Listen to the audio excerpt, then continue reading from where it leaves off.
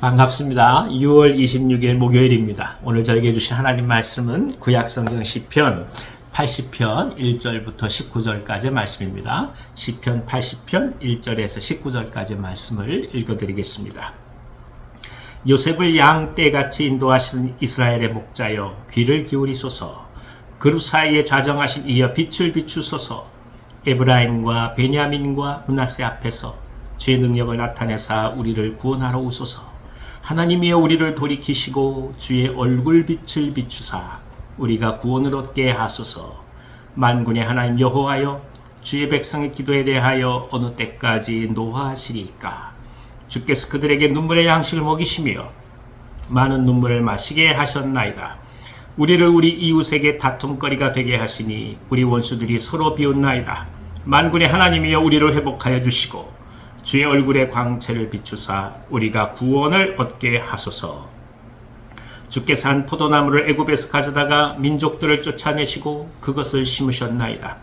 주께서 그 앞서 가꾸셨으므로 그 뿌리가 깊이 박혀서 땅에 가득하며 그 그늘이 산들을 가리고 그 가지는 하나님의 백향목 같으며 그 가지가 바닥까지 뻗고 농쿨이 강까지 미쳤거늘 주께서 어찌하여 그 담을 허시사 길을 지나가는 모든 이들이 그것을 따게 하셨나이까.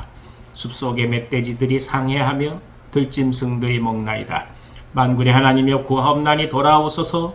하늘에서 굽어보시고 이 포도나무를 돌보소서. 주의 오른손으로 심으신 줄기요 주를 위하여 힘있게 하신 가지니이다. 그것이 불타고 배임을 당하며 주의 면책으로 말미암아 멸망하오리. 주의 오른쪽에 있는 자 곧 주를 위하여 힘있게 하신 인자에게 주의 손을 얹으소서. 그리하시면 우리가 주에게서 물러가지 아니하오리니 우리를 소생하게 하소서. 우리가 주의 이름을 부르리이다. 만군의 하나님 여호와여 우리를 돌이켜 주시고 주의 얼굴의 광채를 우리에게 비추소서. 우리가 구원을 얻으리이다. 아멘. 이 고난과 역경 그리고 고통 속에서 아픔을 겪고 있었던 이스라엘은 이제 하나님 앞에 간절히 기도하기 시작합니다. 이스라엘은 범죄와 죄악에서 나라를 잃는 서름을 겪는 사람들입니다. 이것은 지금도 이스라엘의 모습을 보면 알게 되지요.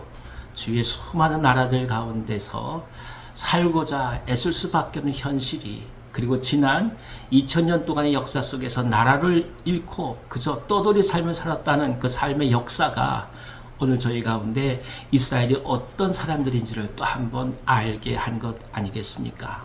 이토록 모진 역사 속에서, 고통 속에서 이스라엘은 하나님과의 관계를 언제나 붙들 수밖에 없는 처절한 믿음을 갖고 갈 수밖에 없는 그런 현실이 있었습니다. 이스라엘은 이런 삶 속에서 하나님 앞에 나아가고 있습니다. 그들이 하나님 앞에 기도할 때 가장 중요한 것은 어떤 상황이 된다 할지라도 하나님께서 얼굴을 돌리지 마시고 그 얼굴 빛을 비춰 주옵소서, 그 영광을 우리 가운데 비춰 주옵소서 하는 기도입니다. 원래 하나님은 영광의 하나님 아니겠습니까? 그러니까 하나님의 빛이 사라진다고 하는 것은 결국 하나님께서 외면하신다는 뜻 아니겠어요? 그러니까 이스라엘이 계속해서 주의 빛을 비춰달라는 얘기는 우리의 현실을 봐주십시오. 오늘 아무리 우리가 부족하고 그리고 죽을 수밖에 없는 죄인들이 할지라도 버리지 말아 주십시오. 이런 간절한 염원이 담긴 기도라고 할 수 있는 것이죠. 그들은 이렇게 고백합니다. 눈물의 양식을 먹고 눈물을 마셨습니다. 세상에 사람이 살아가면서 얼마나 고통스럽고 뼈저리게 아팠으면 눈물의 빵을 먹는다고 얘기하겠습니까? 마실 물을 눈물을 마신다고까지 얘기하겠습니까? 그 정도로 혹독한 처참한 삶을 살았다는 거죠.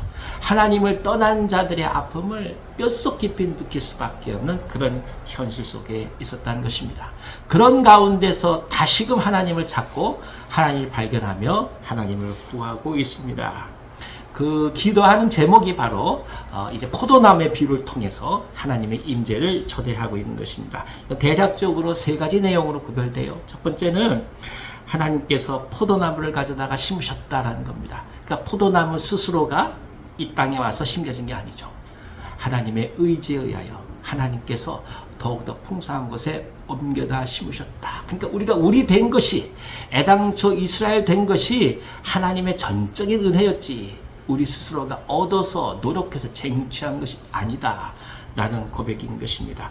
하나님의 주권, 하나님의 은혜를 강조하죠.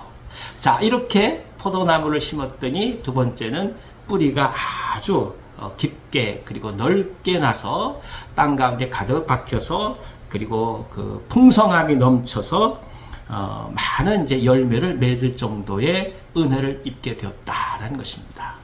많은 열매가 맺었는데 그것이 극상품 열매가 아니라 사실 알고 봤더니 그저 들포도 열매에 지나지 않았다는 것이죠. 그러니까 포도나무 자체는 아주 좋은 포도나무를 심은 것입니다. 나무가 좋으니 당연히 좋은 열매를 기대했겠죠.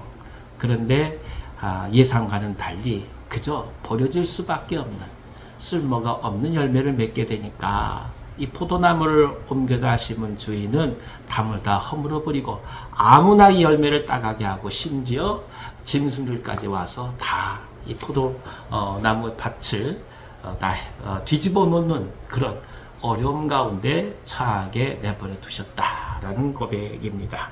그리고 그럼 이런 상황 속에서 그럼 어떤 식으로 이 포도나무들은 자신들의 삶을 강구해야 되는가? 스스로 이것을 해결할 방법이 없다라는 것이 세 번째 고백입니다. 짐승들이 와서 다 파헤쳐 놓고 열매를 다 먹을 때 포도나무 스스로 저항할 방법이 아무것도 없는 거예요. 처음에는 자신들이 이 포도나무가 워낙 극상품이다 보니까 다 할 수 있다고 생각했겠죠. 근데 알고 봤더니 아무것도 할 수 없다는 것을 깨달으면서 본래 포도나무를 심어주셨던 주인인 하나님께 자신들을 돌봐달라고 온전히 간구하는 것이 바로 이 세 번째 말씀입니다. 그렇습니다. 인생은 결국 우리 스스로 해결할 수 있는 것이 아닙니다. 물론 선택도 하고 결단도 하고 실행도 하죠. 그러나 결국 그 모든 것이 있다 해도 하나님의 뜻과 의지가 없다 한다면 그것이 온전한 열매를 맺을 수가 없습니다. 사람은 스스로 정화할 수 있는 존재가 아닙니다. 사람은 스스로 죄로부터 벗어날 수 있는 존재가 아닙니다.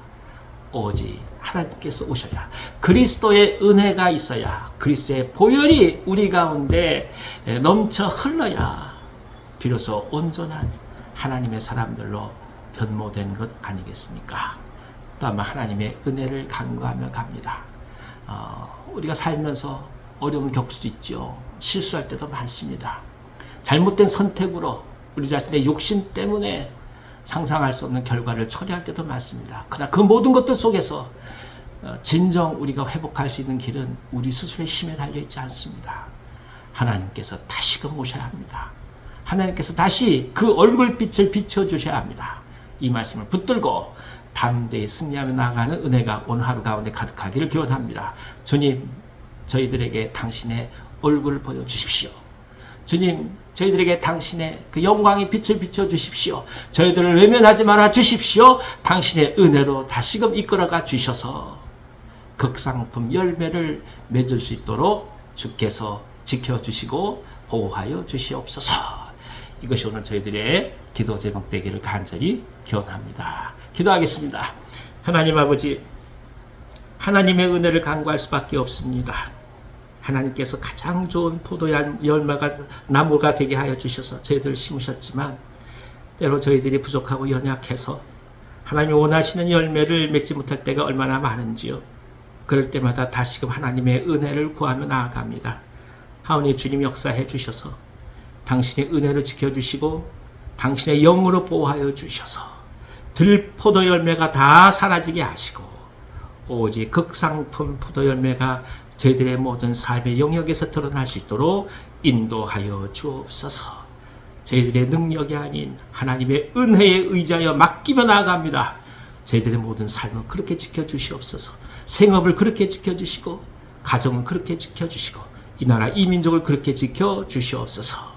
병상 가운데 아픈 종들 함께하여 주셔서 회복의 은혜를 허락하여 주시고 완전한 나음이 있도록 역사해 주시옵소서. 예수님의 이름으로 감사하며 기도하옵나이다. 아멘. 아멘. 오늘 하루도 기쁨 가운데 승리하시기를 기원합니다.